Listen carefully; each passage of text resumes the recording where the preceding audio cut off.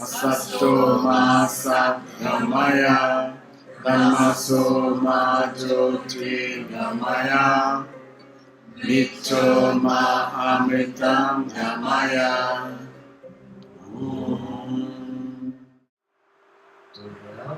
Leva-me ao real.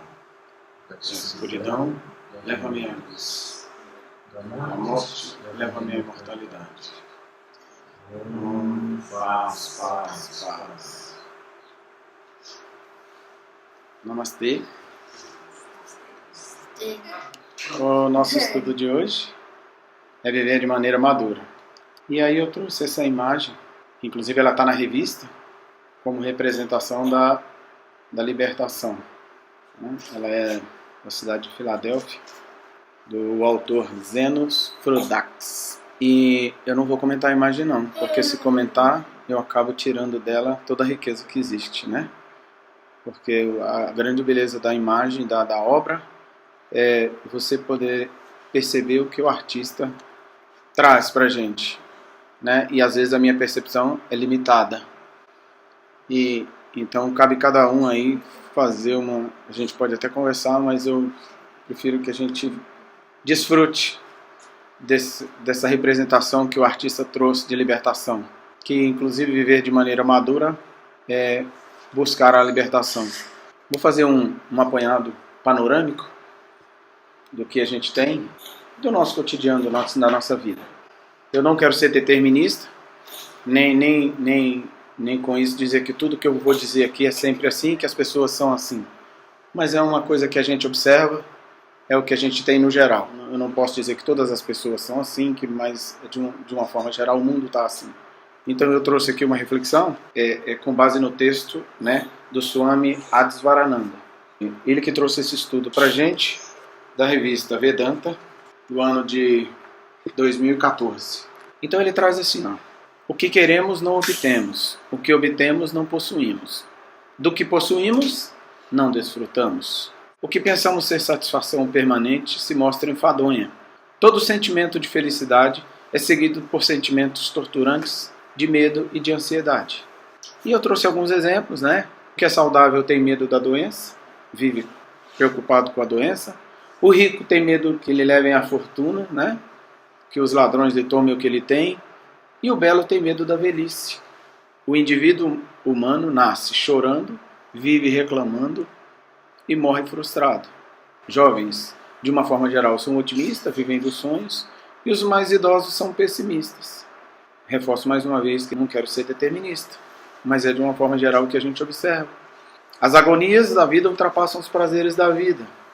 A incapacidade de lidar com os problemas na vida gera um desânimo e desespero. Alguns atribuem os problemas ao mundo externo. Surge o vazio, o medo, a ansiedade, e então cercam-se de bens materiais.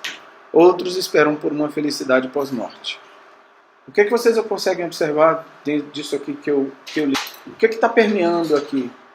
O que normalmente a gente tem que faz com que a gente observe essas coisas que eu acabei de relatar e de ler para vocês aqui? O que vocês acham? O que faz o mundo ser assim, as pessoas no futuro? Medo. Medo de quê? Tem uma busca aí, não tem? Também. Qual é a busca no que tem aí, que eu permeando tudo isso aí? A gente está buscando o tempo todo a felicidade, né? E o que é mesmo essa felicidade? A real felicidade a gente tem que encontrar.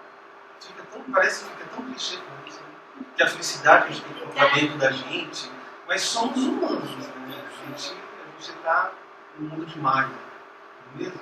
Um mundo que a gente está em volta de coisas que a gente acha que vai nos trazer felicidade. E no final das contas, quando a gente morrer, a gente só vai levar o espírito, a gente não vai levar nada disso, né? A gente vai embora com o que a gente conseguiu dentro de nós e não do lado de fora. E o erro que a gente às vezes comete, que mesmo voltando para nós mesmos, a gente vai em busca de satisfazer o ego. Que às vezes assim, eu não estou no externo, eu estou no interno. Mas o que eu estou satisfazendo desse interno? Qual é a busca que eu estou? Porque ela também precisa ser apurada. Essa busca interna ela precisa ser lapidada.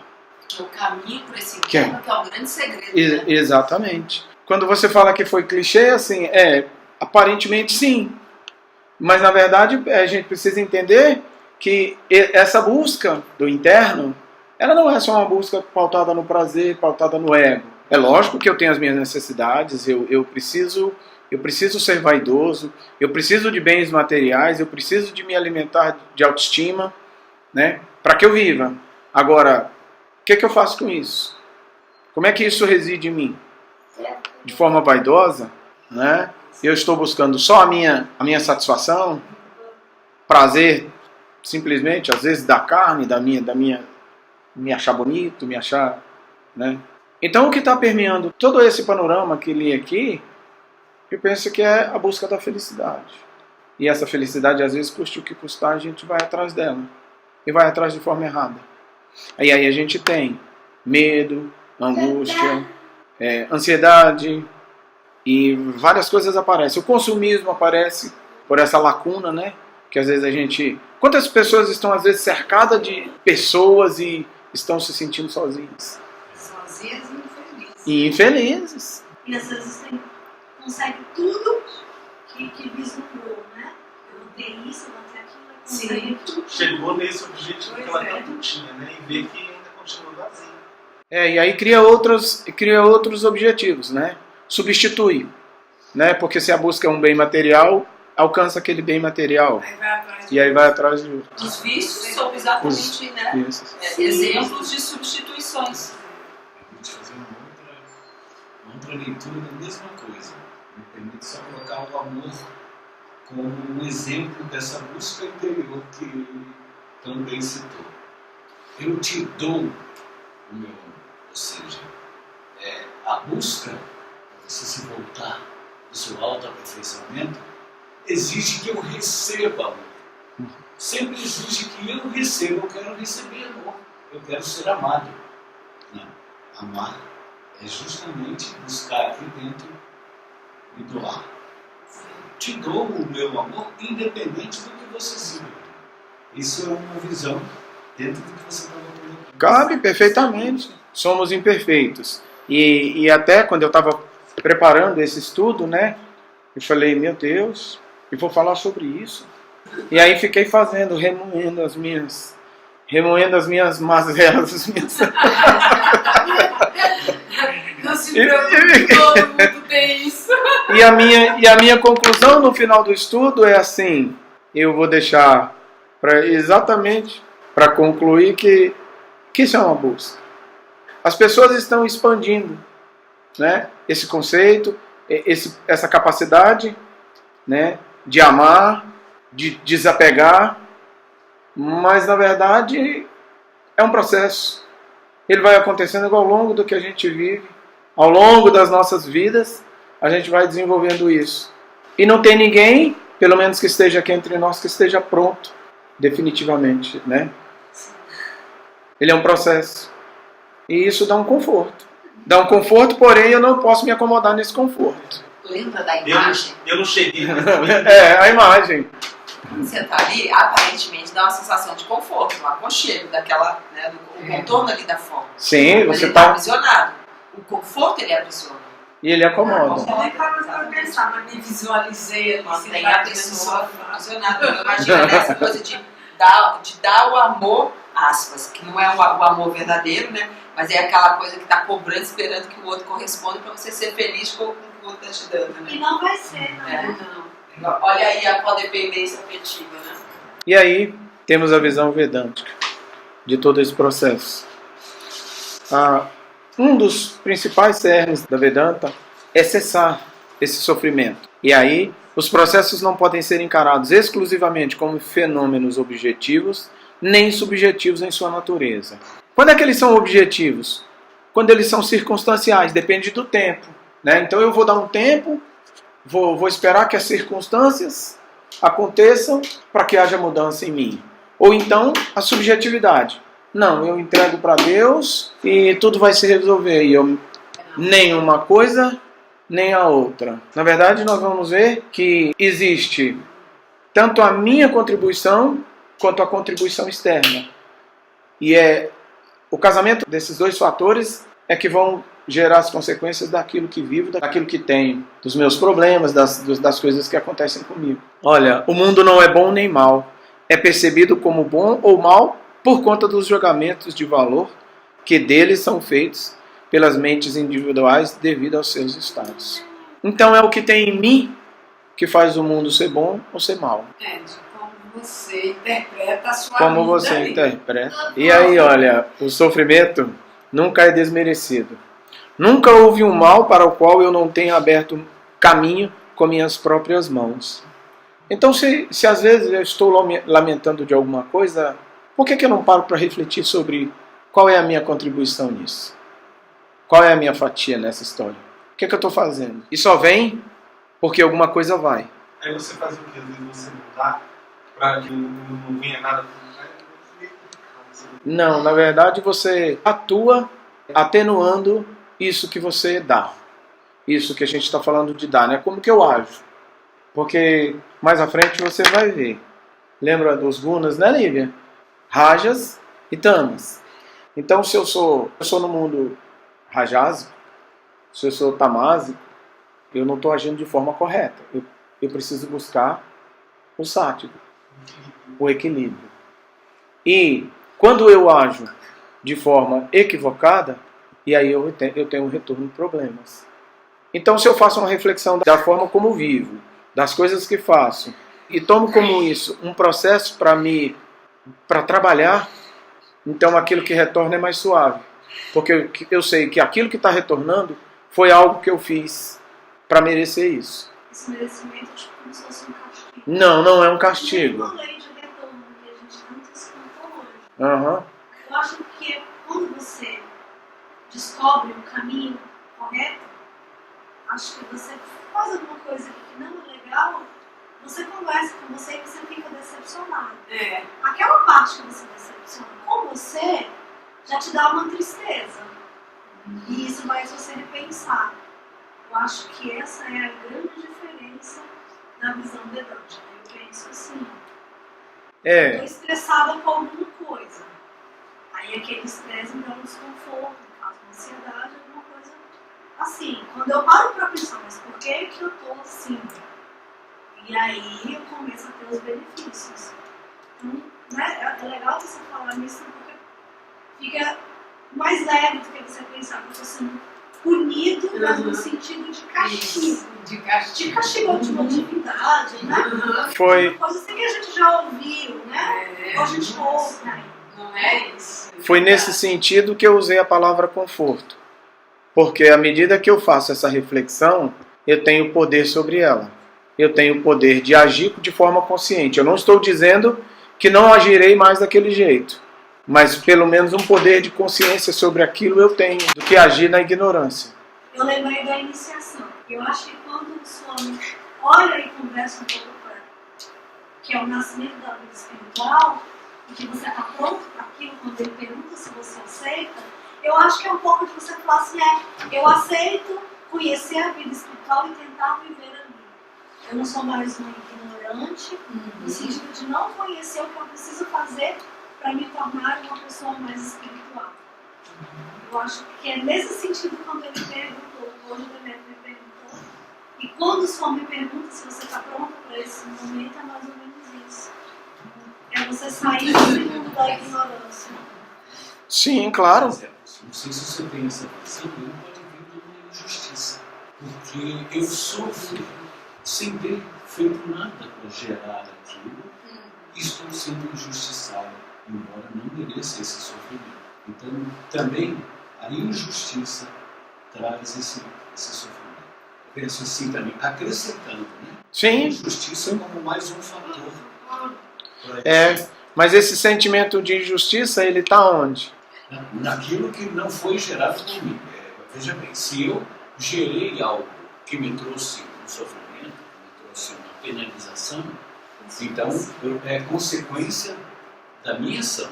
Mas quando essa injustiça é externa, quando essa injustiça é algo que vem e me atinge sem que nada tenha feito para gerá-la, aí é um sofrimento que também você precisa saber controlar. É claro, você precisa, é o caminho do meio, que o Demeter fala. Mas é uma injustiça externa, não foi gerada por mim. Posso até agir depois dela ser gerada. Mas a injustiça é mais um fator que a gente encaixa aí. Mas aí eu fico pensando assim, por exemplo, se eu me sinto injustiçado com alguma coisa, por que sofro então? Se eu não causei? Eu sofro. Se eu Agora eu estou... gostaria... Tá, não, que a gente sofre, a gente sofre. Pois é, Eu também sofro. Porque eu tenho uma expectativa. Isso. Não, isso. eu não tenho expectativa. Eu só não quero Eu que faça entendi. injustiça. Não, mas é a Sabe? expectativa da justiça. É isso que ele está falando. Corretamente, é. É a expectativa. Da justiça. Que não está errado você ter essa expectativa, ela é natural da gente.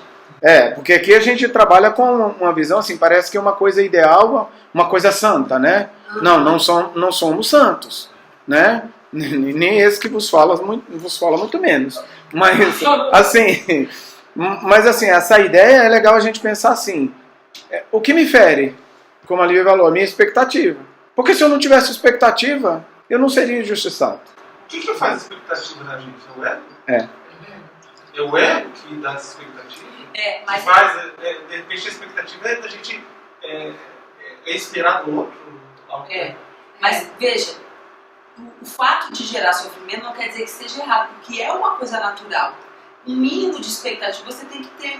E até com relação ao que o Wagner trouxe da questão da justiça, é um sinônimo de progresso espiritual quando a pessoa é capaz de perceber a injustiça, se indignar com ela, principalmente quando ela não lhe diz respeito a outras pessoas. Quer dizer, ela conseguiu transcender um pouco só aquele próprio umbigo, né? O próprio egoísmo, entendeu? Só que ainda é no reino da dualidade, a gente está aqui no meio do conflito. Nesse nível do ideal, que é possível também, que a gente perceber que tem uma instância acima, que aí vai naquele ponto da reflexão que você está fazendo. Que aí você começa a abrir mão dessas expectativas, mas veja, no início da caminhada, não tem como uma pessoa abrir mão dessas expectativas, senão ela não caminha.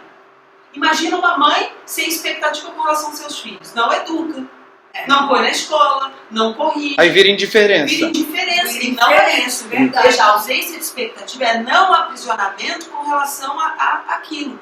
Porque normalmente a gente tem a expectativa porque é para satisfazer o seu ego. A expectativa dos santos... Vamos dizer, você pode dizer assim, eles não têm expectativa, mas num sentido diferenciado, eles têm. Que você encontre o seu caminho, que você desperte o seu potencial, olha só, mas não é para ele não tem expectativa pessoal, essa é a diferença. Você pode ter expectativa, todos nós que viemos aqui temos expectativas. Sim. E precisamos delas, de que vamos progredir, de que o mundo a gente vai poder promover um pouco mais de paz para o mundo, um pouco mais de igualdade, o mínimo que seja a mais. É uma expectativa que não diz respeito ao ego, entende? É diferente. Isso aí volto naquela minha fala, né? Que assim, ela conforta, assim, mas de forma alguma, o que eu estou falando aqui é o que eu vivencio de forma plena. É o que o texto nos traz. Então ele nos coloca num patamar acima para poder entender um pouco melhor isso. Que atenua. Você sofre, mas você sofre menos. Isso. O próprio significado, não é? Ele dá um alívio, né? Um alívio. Você assume o controle. Assume o controle. Aí a injustiça fica assim, você sofre, assume o controle, né? Sim, num outro sentido, aí também, assim, só para botar a pitada do que tem horas que Vivekananda vira pra gente e fala assim, mas na verdade não existe injustiça. Quando atinge você, entendeu? Não aquela que você se indigna com o que acontece com os outros, né? Mas ele diz assim, que tudo que está acontecendo com você tem a ver com você, entendeu? Sim. No sentido. Mas não com aquilo que a gente está falando de culpa, não é isso não. Porque olha só, se a gente tirar aquilo que a Leila trouxe, né? Que não é a visão que a gente tem de culpa, de punição, de pecado, não é isso. Mas até de progresso espiritual. De uma coisa que vem para sacudir você, que você se sente mal porque tirou da zona de conforto, não é? Sente mal, acho que aquilo é ruim. Mas aquilo está vindo em seu benefício, não é por punição. Na verdade é por adiantamento, entendeu? Tô acreditando em você, vai. Se lança, né? Não é? Às vezes você é tirado de forma bruta da Uma sua zona de situação. conforto e você acha que é injustiça e não é. Não, e é bom, é Deus acreditando no teu potencial. E aí a gente vai para um campo que é de um estudo que a gente já fez aqui, que é do perdão. Que o perdão e o perdoar, eles ficam assim, suaves. Não que não deva existir perdão, mas é porque quando você tem essa percepção de que não há injustiça, não há o que perdoar. Que o mal que você faz a mim, você não faz só a mim. Aspas, né? O mal que você faz. Eu me acho muito iniciante nisso tudo. Isso me parece um crescimento só pessoal, porque você consegue observar isso. A pessoa que está do seu lado, a pessoa que erra contigo, ela continua errando e ainda em cima da glória dela, achando. Entendeu? Você conseguiu observar aquilo, você sentiu que de repente aquilo veio para o seu crescimento, tá ótimo, e você cresceu com aquilo. Mas você continua vendo em volta que as pessoas não melhoram. Não é egoísmo a palavra. A minha angústia, às vezes, nesse sentido, é que aí parece que é o ego que está falando.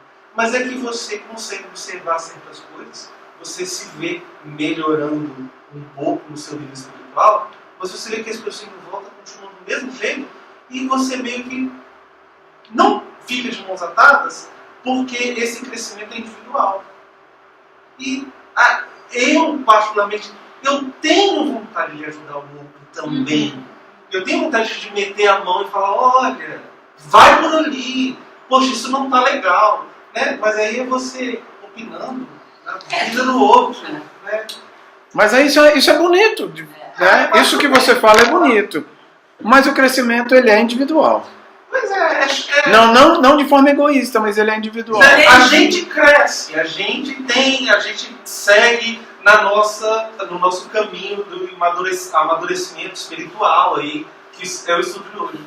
Mas você vê que tem algumas pessoas que não estão na mesma, né? Aí você continua levando pancadas por isso, porque você recebe aquilo como lição e a pessoa não observa isso do outro lado.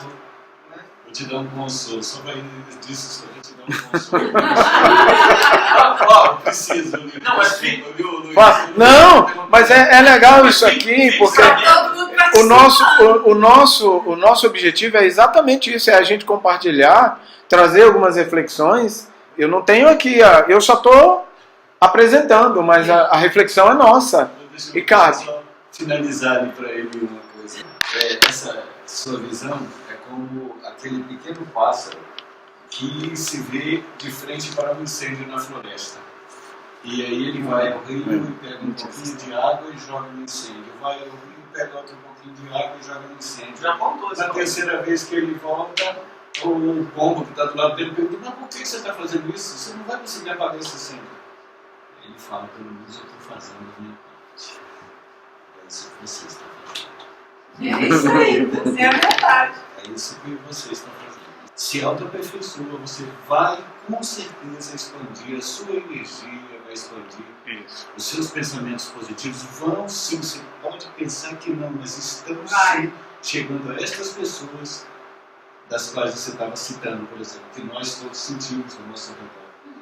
Certas energias que a gente não gostaria de sentir. É isso aí. Desculpa, mas eu queria Não, esse e o que ele consolo. trouxe, ó, que legal, porque o que ele trouxe na reflexão da gota d'água que o pássaro vai levando lá, não só o aspecto externo, o aspecto interno, do autodesenvolvimento. Porque ele fica preocupado porque não está levando o externo, às vezes, porque ele queria falar, mas o falar vai depender do nível de intimidade, da receptividade da pessoa. Então, às vezes, você não vai falar nada, vai só estar se trabalhando. Para ter esse sentimento, a oração para a pessoa. Já é o que ele está vendo em você, já é o que você pode falar. É o seu exemplo. Devo te trazer um exemplo que eu vivi. Eu dei aula há muito tempo, né? 90 e poucos eu dei aula lá. Era novinho. E sempre conversando com os meninos e dava aula para adolescente já naquela época. Tinha uns meninos muito, muito malucos, uns meninos cheios de... Né, do fundão. Do fundão, a galera... E eu pensava comigo, esses meninos não vão dar em nada. Tempo depois, uns 10 anos depois, 10 anos depois, eu estava no shopping e eis que um deles me para. E um rapaz me deu um abraço e falou, professor, obrigado. Então, assim, para mim eu não estava fazendo nada. Para mim eu estava semeando no deserto. Eu ia, exato, conversava com eles e trazia. Aí o menino virou para mim e falou, olha, você foi muito importante para mim, muito obrigado pelo que você fez por mim. Uma outra situação que eu vivi, que eu morava em Sobradinho, né? Quando eu era menino, 12, 13 anos, eu era escoteiro. E o chefe foi embora, fechou o grupo, mas ele ficou 3 ou 4 anos com a gente lá no grupo e depois a gente até tentou tocar o grupo para frente, mas não deu certo. Uns 20 anos depois, ele voltou a Brasília. E um dos nossos lá resolveu conseguir o telefone de todo mundo e nos reuniu. Quando ele nos viu, ele falou assim, nossa, vocês se tornaram essas pessoas aqui, com famílias, com todos homens, né? Ele falou assim, nossa, gente. E aí a gente contando para ele o que a gente viveu, do que a gente aprendeu, né? Ele falou, nossa, eu fiz tudo isso por vocês. Fez. E se talvez perguntasse para ele, naquela época, estaria como eu, como professor, com os meus alunos. A gente às vezes está agindo. E essa energia que a gente está desprendendo dessas boas ações, elas têm ação, elas têm uma força. Não tenha dúvida disso. Ninguém pode fugir da vida. Mudar do local ou do ambiente não ajuda. Pois onde quer que estejamos, carregamos conosco a nossa mente. Então não adianta fugir. Que você vai estar em qualquer lugar que você for, você vai estar com seus problemas, com a sombra vai adorar. Os efeitos de viver equivocadamente só podem ser corrigidos pelo correto viver. Então é presente, né? Não adianta ficar preso ao passado, nem ficar se projetando no futuro. O correto viver é agora, porque é o correto viver que você depois vai parar e olhar. Olha, tem um passado que foi bom, estou melhorando e estou cada vez melhor. Olha, tentar voltar ao passado e ter esperança no além são formas equivocadas de tentar resolver as questões. Ficar nem no futuro, muito menos no passado, né? E aí o cerne da libertação vedântica é conhecimento do ser, em busca da self. E aí, Vedanta traz algumas coisas, alguns direcionamentos, né? A primeira coisa que a gente precisa fazer é ter uma meta para a vida inteira. Porque se você faz uma meta, dá um exemplo, tá? Você Demétrio como fotógrafo estabelece uma meta. Eu como professor estabeleço uma meta. A Leila como psicóloga estabelece uma meta. Essa meta, por maior que ela seja, ela é ainda assim, para a vida, uma meta curta, de médio prazo. Porque essas metas que você vai estabelecendo de curto e médio prazo, elas vão entrar em conflito. Se você tiver uma meta mestre, em busca dessa meta você vai estabelecer os seus critérios. E aí você não vai ter o conflito. Então a primeira coisa que você tem que ter é uma meta para a vida inteira. E aqui tem, né, os 4 valores da Vedanta. O Dharma, que é a perfeição moral. Artha, realização mundana. Kama, satisfação dos desejos legítimos. Olha que engraçado, né? A gente falar de desejos legítimos, de realização mundana e de as suas necessidades do mundo. Satisfazer um pouco aquilo que você tem, o seu ego. As suas necessidades. Só que, olha, Demétrio, veja a quarta. Veja a quarta. Todas as outras só fazem sentido se você estiver trabalhando em direção da quarta. Porque todas elas, se você não estiver trabalhando em direção da sua liberação, você vai estar se aprisionando. Então você precisa combinar tudo isso. Olha, a perfeição moral por si só, a realização mundana, ainda que combinada com a perfeição moral e ainda que combinada com a satisfação dos desejos legítimos, elas só vão ter sentido se você estiver em busca de uma liberação. Segundo, viver em espírito de desapego. Os ignorantes aceitam tudo como fato, amam a vida, detestam a morte. Agarram-se ao prazer e fogem da dor. O indivíduo maduro aceita os pares de opostos. Aí vem um pouco da reflexão do Wagner. Quando você tem esse equilíbrio, você entende que existe o prazer e a dor. Quando você entende a dualidade, você entende o equilíbrio e você vive melhor. Sofre menos. Né? Sofre menos. Porque você aceita isso como um fato natural, quer dizer, faz parte da vida. Não adianta você ficar brigando com isso. É inevitável. As outras religiões também falam sobre isso. Dessa forma, não necessariamente, mas alguns conceitos você encontra em outras tradições também. A diferença, muitas vezes, que a gente observa é a ênfase. Vedanta dá um tipo de ênfase específica, além, claro, de ter uma concepção da vida um pouco diferenciada de outras tradições religiosas, né? Mas a gente vê muito que, às vezes, por exemplo, quando você tem todas as tradições trabalham com Dharma, com outro nome, mas tem a busca da perfeição moral, né? Todas elas têm esses valores, né? Só que a gente coloca isso como instrumento, não como meta final.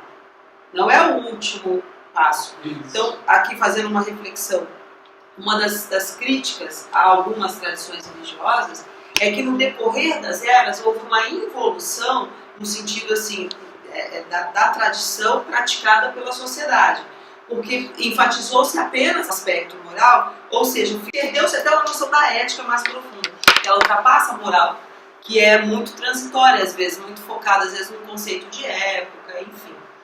É claro que aí o Dharma ele envolve isso e o aspecto ético também mais profundo, esses valores essenciais, tá? Mas se a pessoa ficar presa apenas a essa exteriorização disso, ela pode esquecer o essencial. Qual é o sentido disso? Por que vivenciar isso? Então, aí eles acabam valorizando muito a parte dogmática. Porque se no aspecto moral daquela tradição religiosa disser assim, você só pode vestir tal cor. Aí se você quer vestir outra cor, você já está em pecado.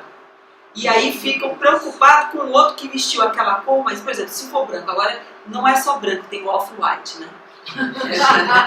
Então, a pessoa olha assim, não, mas tem que ser branco. Aí, em vez da pessoa estar pensando em Deus, ela está pensando por que o outro está usando off-white, não branco puro. Se perdeu. Se perdeu, entendeu? Então, isso é uma crítica. Já a Vedanta, ela vê tudo isso e foca na liberação. Isso aí é uma característica muito clara, entendeu? De Vedanta. Que não é nem outras encarnações, entendeu? Embora a nossa visão seja reencarnacionista, mas a reencarnação ainda é uma prisão. Então ninguém está querendo ficar se reencarnando. Sabe? Então a busca dessa liberação é mais profunda que isso. E não é uma busca, né, pós-morte. Não é uma busca para outra encarnação. A ideia que o Ramakrishna traz é que você pode encontrar essa liberação agora, nesta vida. A gente se empenha para isso. Se não for agora, que seja na próxima. Mas assim, atuante. Você vai trabalhando. Então, isso é uma característica, isso é bem claro de Vedanta. Não é toda a tradição que vai abordar isso primeiro, porque nem toda é reencarnacionista, né? Nem toda tem essa visão, assim, né? O segundo passo é viver em espírito de desapego. E o terceiro, viver no presente. Viver espiritualmente criativo. A maioria das pessoas não é capaz de agir e só reagir. A expressão de si mesmo precisa de autocontrole. É um sático, né? É você buscar a retidão e o equilíbrio. Porque também para você se expressar e falar sempre o que você pensa, precisa de equilíbrio. E muito. Porque se a gente só jogar as coisas, né? Se a gente só fizer esse jogo de palavras do que vem na cabeça, a gente acaba magoando. Viver com empenho e não com autopiedade. Nada acontece ao acaso. Temos o que merecemos. Nada de autocomiseração. Né? Nada de você ficar se achando o último. Não, você precisa de equilíbrio. Né? E os passos vêm assim, numa crescente. Estamos aí fazendo o caminho inverso daquilo que a gente havia comentado no início. Né? De que para que você busque, você pode até buscar essa felicidade, mas o que é essa felicidade? E ele vem nos dando o caminho. Legal, né? Eu achei esse texto muito bacana. Maturidade do ego. O ego tamásico, por ser imaturo e não desenvolvido, sempre é impulsivo e defensivo. O rajásico é narcisista, fascinado pela própria imagem. O ideal é que você tenha um ego mais sático, né? Responsável, íntegro e saber discernir. Não é ofensivo e nem agressivo. E viver de maneira ritmada, recolhimento e atividade, contemplação e ação. Apego e desapego. Olha aí, ele não está abrindo mão das coisas, a gente não precisa buscar só uma forma de a gente age e reflete sobre aquilo que a gente agiu. Até porque no momento de reflexão é que você define o que realmente você vai buscar novamente. É um estudo bem honesto, né? Que ele quer a sua liberação e não manipulação, entendeu? Não está manipulando. Então isso é uma diferença bem grande. Ele não fala assim, não tem um caminho para todo mundo. Deixa eu me expressar melhor. É que o seu caminhar não tem que ser o mesmo do meu. O meu ritmo, a minha caminhada, você pode ter menos tempo de Vedanta do que eu, mas a sua caminhada pode ser mais breve. E uns mais lentos, outros mais, mas cada um no seu ritmo. E com essa orientação. E aí não tem uma formulazinha pronta nem nada. Você vai refletindo. E é aqui, foi chegando no final desse texto, foi que eu pensei, né? É um processo. Eu estou em algum lugar nesse texto. Eu estou em algum lugar nesse momento. Estou crescendo, estou fazendo essa busca. Estou expandindo. Vou chegar à perfeição, quem sabe um dia, né? Mas é um processo. Então eu posso ter meus problemas, mas aí o que é gostoso é assim. Não, mas eu vou buscar. Não estou errado. Né? Quando pensa, eu sou um vedantista. É. A pessoa está fazendo uma coisa e fala, não, eu sou um vedantista, não posso pensar. E aí você se cobre e coloca em perspectiva. Sim. Coisa, né? Isso é bom, muito Eu bom. acho muito legal. E quando alguém que está do lado também te cutuca? Não, eu sou um vedantista, não vou pensar. Aí respira fundo, né? Isso aí. É muito engraçado. A maneira madura de viver é algo que só aprende vivendo, e não apenas ouvindo ou lendo sobre ela. O fundamento da vida madura é a bravura para assumir os riscos. Errar e aprender com o erro. Intrepidez é a condição sine qua non de virtude e sabedoria. A intrepidez sempre precede a santidade. Tem tempo de ler uma historinha? O monge e o iluminado. Do épico hindu Mahabharata. Um jovem sannyasi é um monge, foi a uma floresta. Lá meditou, praticou devoções e yoga por longo tempo. Depois de anos de grande esforço e prática, estando sentado certo dia sobre uma árvore, algumas folhas secas caíram sobre sua cabeça. Ele olhou para cima e viu um corvo e um grou brigando no topo da árvore. Isso o deixou muito zangado. "O que é isso?" gritou. "Como se atrevam a jogar folhas secas em minha cabeça?" Dizendo essas palavras, olhou com raiva para os dois e um lampejo de fogo saiu da sua cabeça. Tal era o poder do yoga e reduziu os pássaros a cinzas. Sentiu-se orgulhoso, quase extasiado, ao ver esse desenvolvimento de poder. Conseguira queimar o corvo e o grou com um olhar. Algum tempo depois, teve de ir à cidade para mendigar seu pão. Parou diante de uma porta e disse: "Mãe, dá-me comida." De dentro uma voz respondeu: "Espera um pouco, meu filho." O jovem pensou: "Mulher infeliz, como se atreve a me fazer esperar? Tu ainda não conheces o meu poder." Enquanto assim pensava, ouviu a voz novamente: "Rapaz, não fiques tão orgulhoso de si. Aqui não há corvo nem grou." Ele ficou surpreso, mesmo assim teve de esperar. Finalmente a mulher veio e ele caiu aos seus pés dizendo: "Mãe, como soubeste daquilo?" Ela respondeu: "Meu rapaz, não conheço tua yoga, nem tuas práticas. Sou uma mulher comum, fiz-te esperar porque meu marido está doente e eu cuidava dele. Toda a minha vida tenho me esforçado para cumprir meu dever. Quando era solteira, cumpri meus deveres para com meus pais. Agora que sou casada, cumpro meus deveres para com meu marido. Essa é toda a yoga que pratico. Mas, cumprindo meus deveres, tornei-me iluminada, assim pude ler teus pensamentos e saber o que tu fizeste na floresta.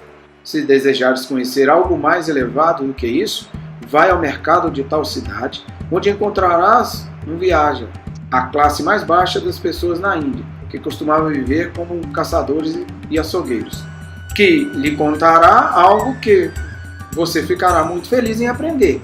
O sannyasi pensou: Por que eu deveria ir à cidade e conhecer um viaja? Entretanto, depois que havia visto, sua mente se abriu um pouco e ele resolveu ir. Ao se aproximar da cidade, viu o mercado e, a certa distância, um gordo açougueiro cortando a carne com grandes facas, falando e negociando com várias pessoas. O rapaz pensou: Deus me ajude. Este é o homem com quem devo aprender? Ele é a encarnação de um demônio, se é que é alguma coisa. Nesse momento, o açougueiro levantou a cabeça e disse: Ó monge, aquela senhora enviou-te aqui? Sente-se, até que eu termine meu trabalho. O sannyasi pensou: o que irá me acontecer aqui?